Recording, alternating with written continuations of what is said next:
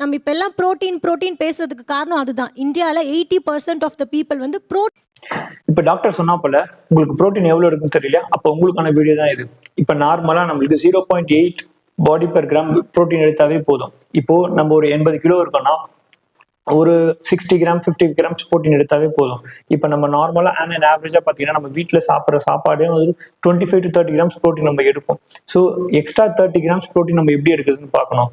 இப்போ அந்த extra 30 grams புரோட்டீனுக்கு சிம்பிளா ஒரு 2-3 எக் ஆட் பண்ணிக்கோங்க, கொஞ்சம் பால் குடிங்க, டைரி ப்ராடக்ட்ஸ் கொஞ்சம் உங்க ஃபுட்ல ஆட் பண்ணிக்கோங்க, அதே போல கொஞ்சம் நான்வெஜ் ஆட் பண்ணிக்கோங்க. இந்த 0.8 கிராம்ஸ் பார்த்தீங்கன்னா எல்லாருக்கும் அப்ளிகபிள் ஆகும்னா ஆகாது. இது கொஞ்சம் எங்கரா இருக்கவங்க பிலோ 35-40 தான். இப்போ ஆஃப்டர் 40-45 பிளஸ் நம்ம அப்பா அம்மாக்கெல்லாம் பார்த்தீங்கன்னா அவங்க வந்து 0.4 கிராம் எடுத்தாவே போதும். அதுக்கு 1-2 எக் எடுத்தாவே போதும்.